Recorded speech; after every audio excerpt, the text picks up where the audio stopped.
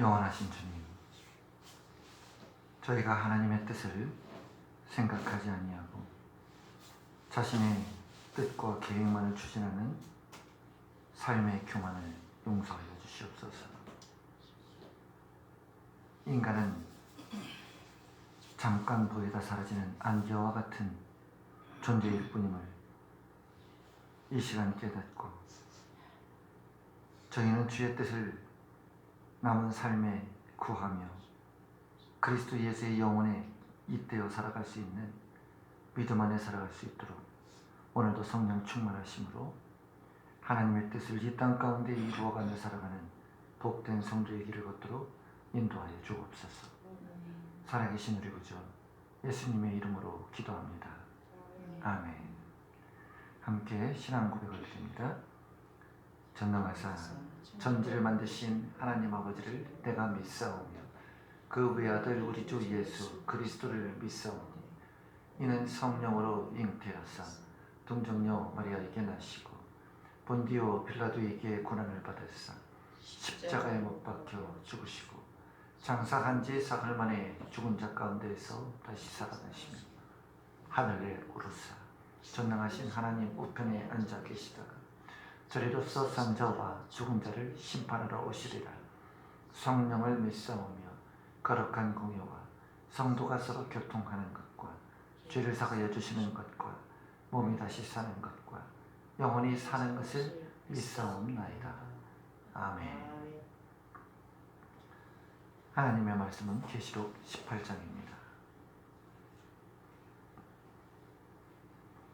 18장 1절로 3절의 말씀입니다. 한 절씩 기록하십니다. 2일 후에 다른 천사가 하늘에서 내려오는 것을 보니 큰 권세를 가졌는데 그의 영광으로 땅이 환하여지더라. 힘찬 음성으로 외쳐 이르되 무너졌도다 무너졌도다 흥성한 바벨론이여 귀신의 처소와 각종 더러운 병이 모이는 것과 각종 더럽고 아sun한 새들이 모이는 것이 되었도다. 함께합니다.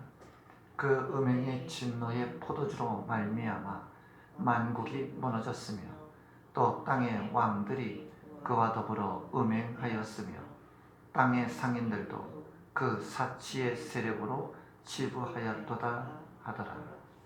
아멘.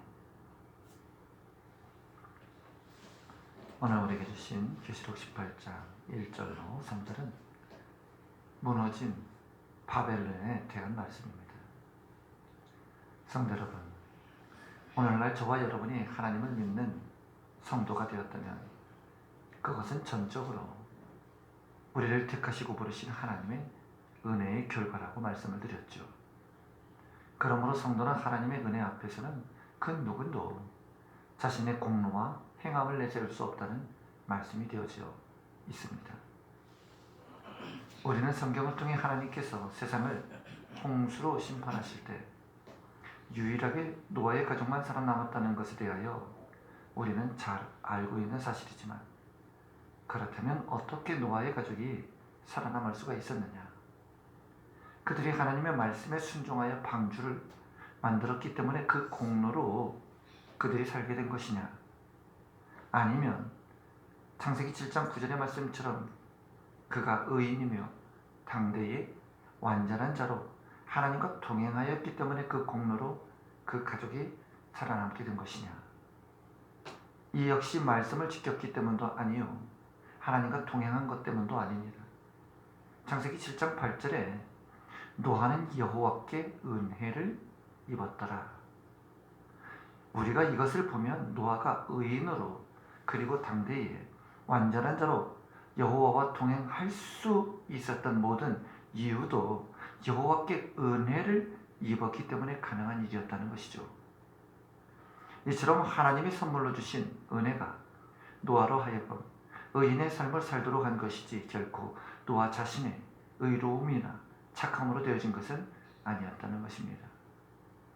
또 노아가 의인이고 당대의 완전한 자라 하는 것은 노아의 행동이 타의 모범이 되고 좋은 일을 많이 하고 이웃에게 나쁜 말을 하지 않을 정도로 칭송이 자자한 인물이란 그러한 의미로 말씀한 것 역시 아닙니다. 만약 그런 이유라면 당시에 노아만 타의 모범이 되고 행동을 했다고 말할 수 있는 것이 되기 때문이죠. 이처럼 당시에 노아만 의로운 행동으로 살았다 해도 만약 심판에서 살아난 이유가 의인의 행동 그것이라면 오늘 심판을 앞두고 있는 이 시대에 그리스도의 십자가를 전하고 주 예수를 믿으라고 우리가 전할 이유가 전혀 없다는 것입니다.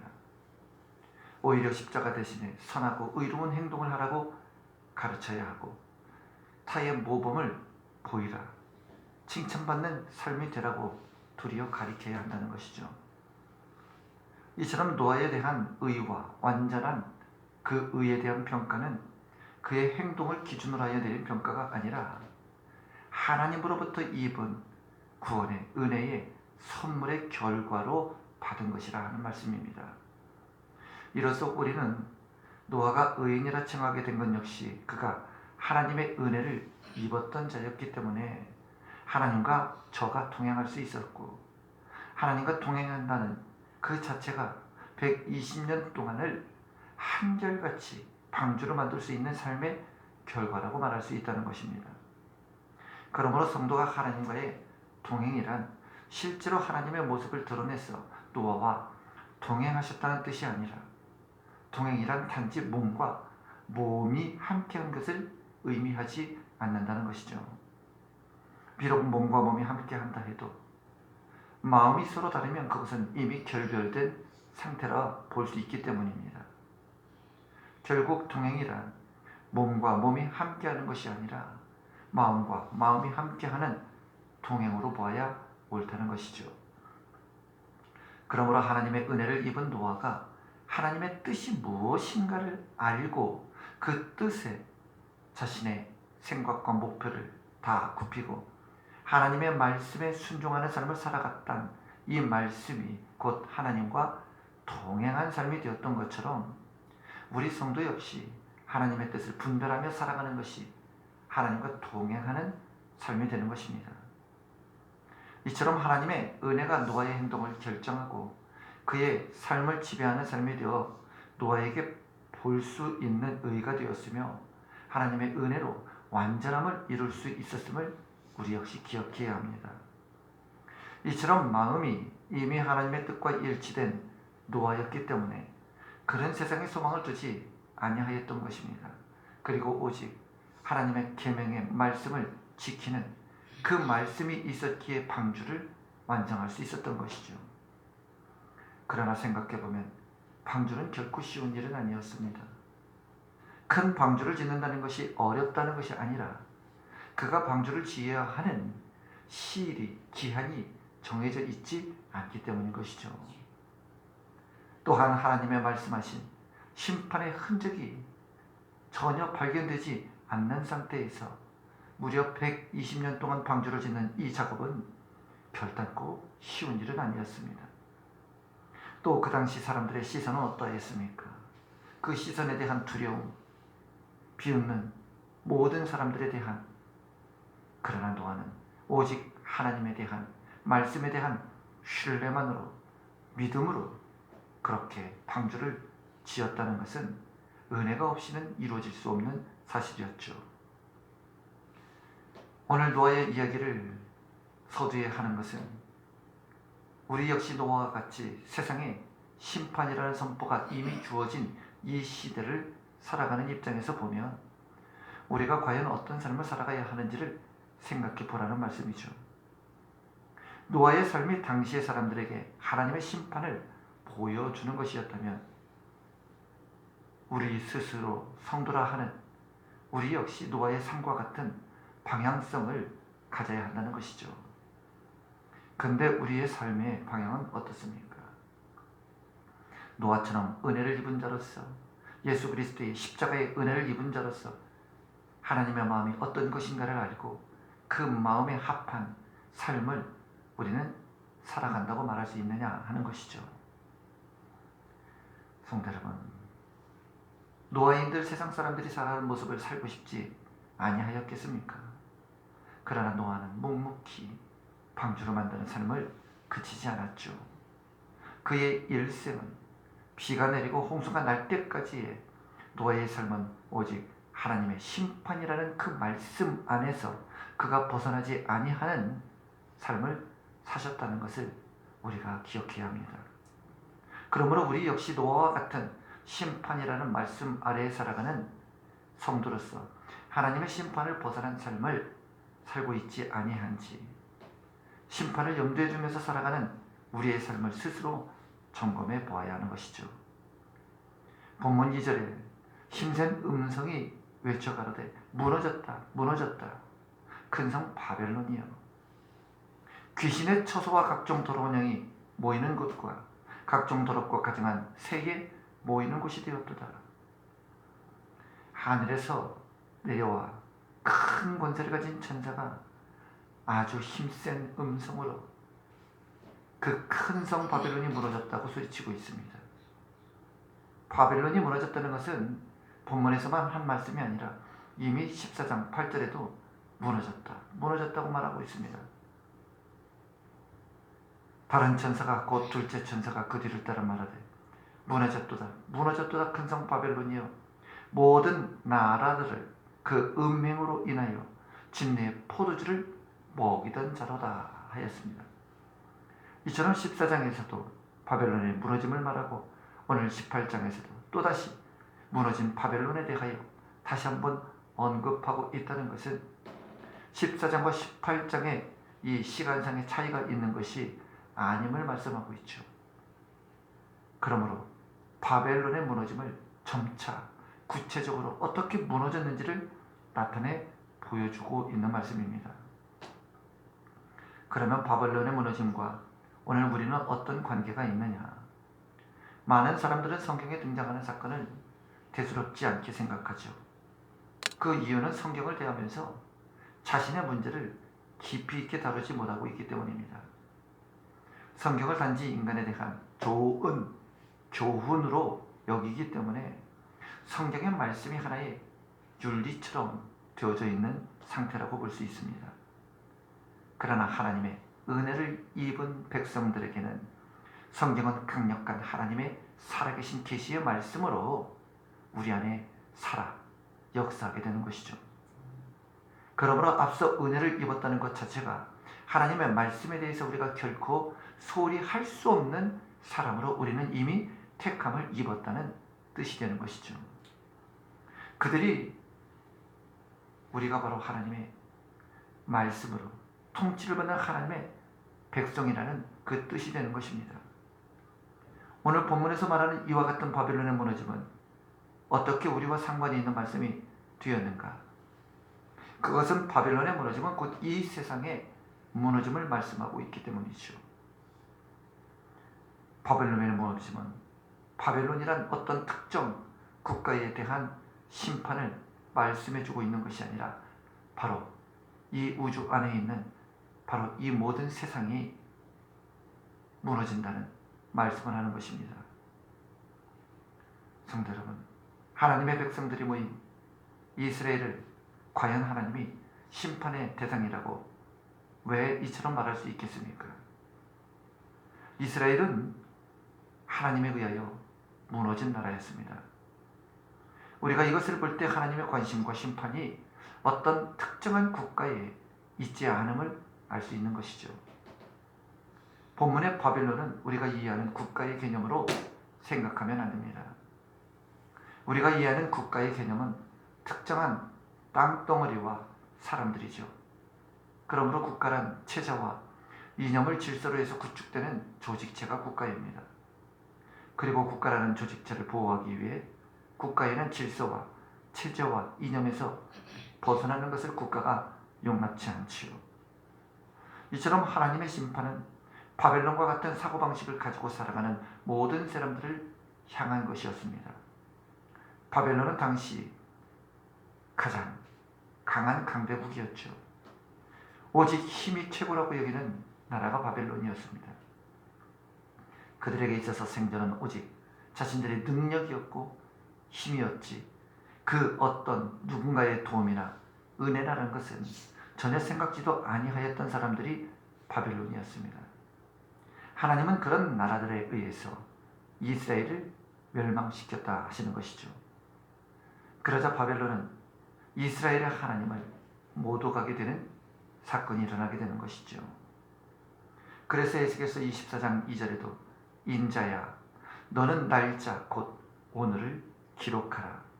바벨론 왕이 오늘날 예루살렘에 핍근하였느니라.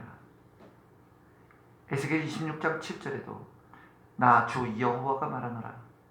내가 열 왕의 왕 곧 바벨론 왕 느부갓네살로 북방에서 말과 병거와 기병과 군대와 백성의 큰 무리를 거느리고 와서 두로를 치게 할 때에 라고 말씀하고 있고, 에스겔 30장 25절에도 내가 바벨론 왕의 팔은 들어주고 바로의 팔은 떨어뜨릴 것이라.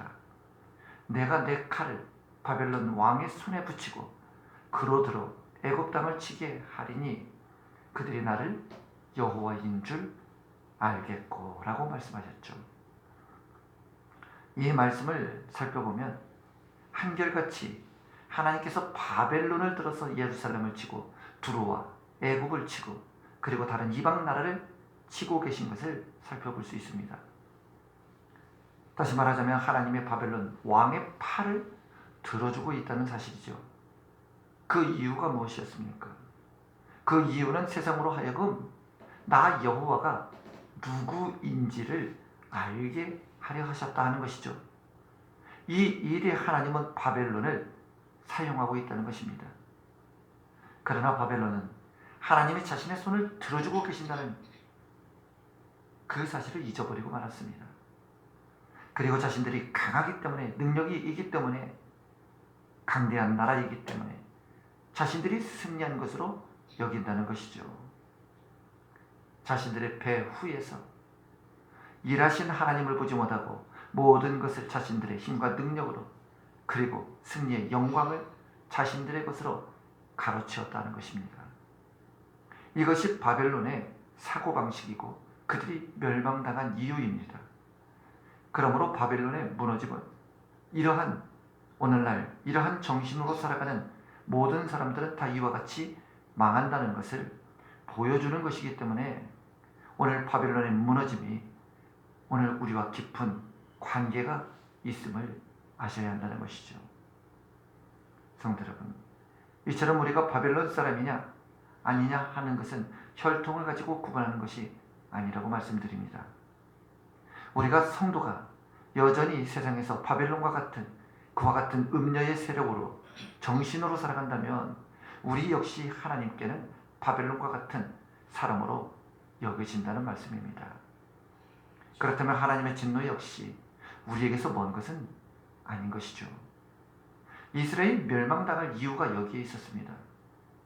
하나님은 혈통으로 이루어진 이스라엘을 자기 백성으로 인정한 것이 아니라 오직 유월절 어린 양의 희생의 정신으로 이루어진 이스라엘을 하나님의 백성으로 그 피로 임방에 문설주에 묻힌 그 피로 백성을 인정하셨기 때문인 것입니다.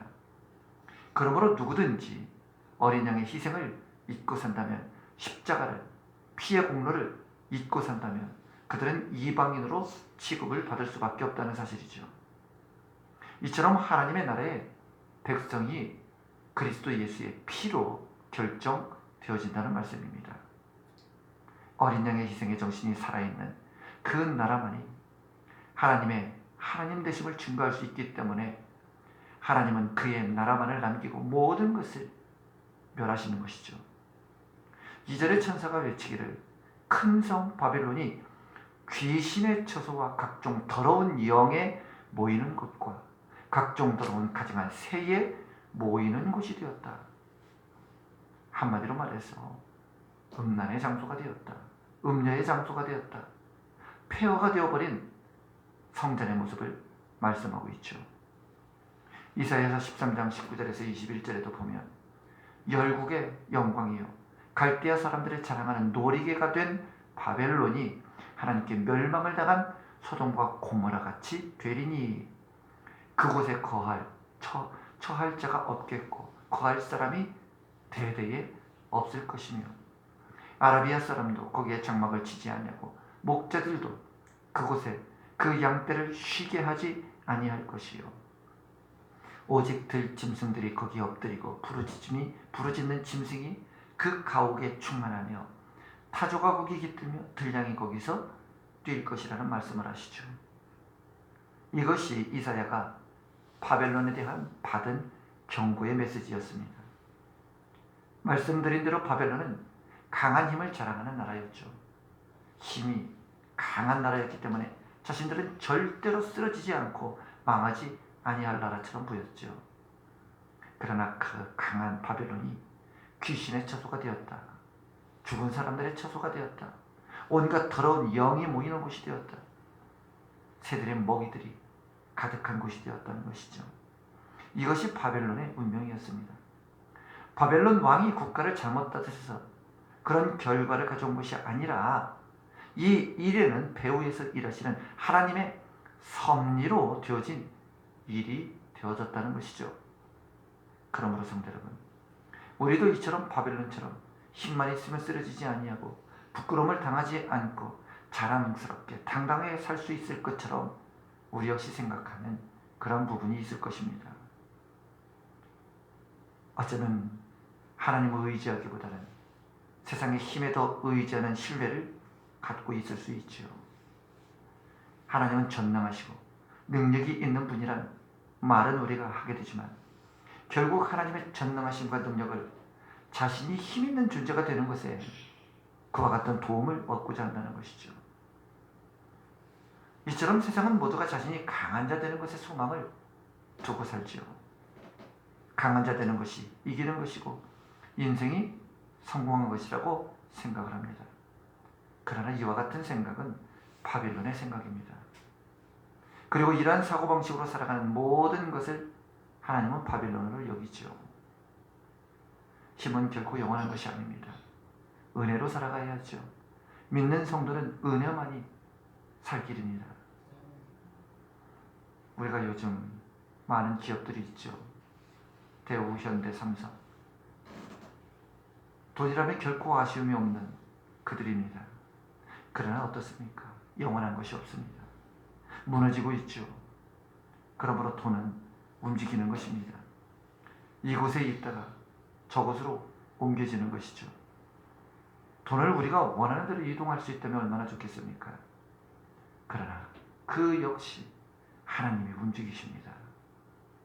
우리가 그만한 능력이 있다면, 그 돈을 하나님의 나라를 위하여 쓸 수만 있다면 하나님은 우리에게 얼마든지 채워주시는 분이시죠.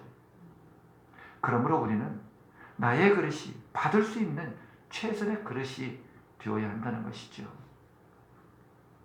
성도 여러분, 우리가 이러한 생각으로 살아갈 수 있다면 그것은 곧 돈이 삶의 목적이 아니기 때문에 가능한 것이죠. 주어진 것을 최선으로 여기는 것, 이것이 오늘 우리가 살아가는 하나님의 은혜로 살아가는 바로 그 믿음으로 살아가는 만족하는 성도가 되어야 한다는 말씀입니다. 성도 여러분, 오늘날 우리의 눈에 비치는 세상이 어떻습니까? 온갖 화려함과 재물의 풍부함이 우리의 시선을 사로잡고 있죠. 아무리 믿음의 모습으로 우리가 살려고 하지만 세상에 대한 관심을 벗어날 수 없습니다. 하지만 세상은 영원하지 않습니다. 겉들은 화려해 보일지 몰라도 바벨론의 그 거처에 더러운 영들이 모이는 귀신의 처소만 되었을 뿐이라고 말씀하고 있죠. 계시록 3장에 나오는 라오디게아 교회를 보면 그들은 스스로 부자라, 부요하여 부족함이 없다고 자부하는 사람들이었죠. 그러나 주님이 보시기에는 곤고하고 가련하고 가난하고 눈멀고 헐벗고 굶주리는 자들이었다는 것을 말씀하셨습니다. 그들의 화려함과 풍부함이 결코 그들을 부유한 자로 행복한 자로 만들어줄 수 없다는 사실을 보여주는 말씀이 되었던 것입니다.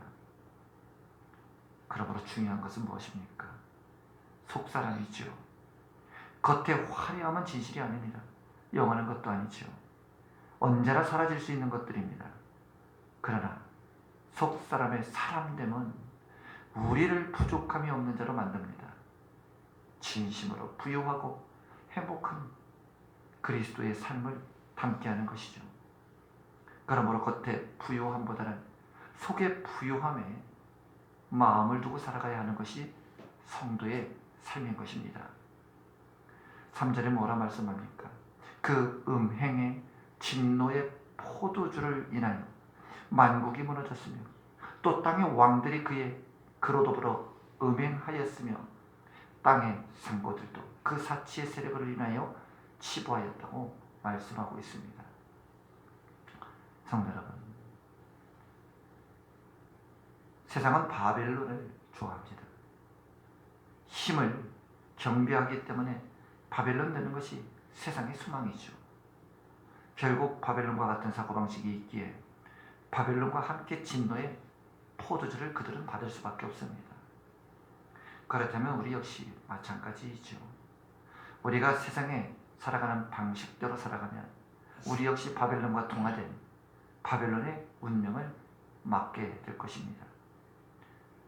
우리가 입으로는 하나님을 말하고 십자가를 말한다 해도 우리의 속은 이미 귀신의 처소가 되어져 있을 뿐입니다. 각종 더러운 영이 모이는 곳이 될 수밖에 없죠. 그러므로 우리가 하나님이 함께 하실 수 있는 성전으로 살아갈 수 있는 그 비결은 하나님의 은혜로, 성령 충만함으로, 믿음으로, 말씀으로, 씻음, 성령의 불로 깨끗함을 입어야 하는 것이죠. 그러므로 더러움이란 죄를 의미하는 것이고, 죄란 그리스도를 사랑하지 않고 살아가는 모든 것을 의미하는 말씀입니다. 그러므로 우리가 그리스도를 사랑하고 살려고 하기보다 세상의 것을 더 사모하고 바라고 살아갈 때는 이미 우리의 속에는 이미 귀신의 처소와 같은 그러한 모든 처소가 된다는 것을 잊지 않으시길 바랍니다. 오늘 세상은 이미 바벨론으로 무너졌다는 말씀에서 그 마지막이 이미 결정되어졌죠. 그러한 세상에서 우리에게는 길이요 진리요 생명이 되는 것은 오직 그리스도 한 분뿐이라는 것을 잊어서는 안 되는 것입니다. 그러므로 무너진 세상에서 다시 우리가 새롭게 살아갈 수 있는 길은 오직 그리스도 외에는 없는 것이죠. 그러므로 오늘 우리 세움교회가 다시금 그리스도가 우리의 길이요 진리요 생명이심을 다시 한번 깨달으시고 오늘도 노아와 같이 의인으로 살아가는 것이 아니라 하나님의 은혜로 감사하며 살아갈 수 있는 성도들이 되시기를 소망합니다. 기도합니다. 하나님 아버지, 오늘 주신 말씀을 따라 오늘도 세상 속에서 오직 진리를 외치며 나는 길이요 진리요 생명이라 하신 주님을 따라 그 형상의 모습대로 아버지의 뜻을 순종함으로 말씀 안에서 동행하는 삶을 살아갈 수 있도록 저희에게 은혜 위에 은혜를 덧입혀 주시옵소서. 그 은혜 속에 살아가는 우리의 모습과 형상 속에 오직 그리스도의 예수의 영광만이 전해지기를 원하옵고 살아계신 우리 구주 예수 그리스도의 이름으로 기도합니다. 아멘. 하늘에 계신 우리 아버지여, 이름이 거룩히 여김을 받으시오며 나라가 임하시오며 뜻이 하늘에서 이루어진 것 같이 땅에서도 이루어지이다.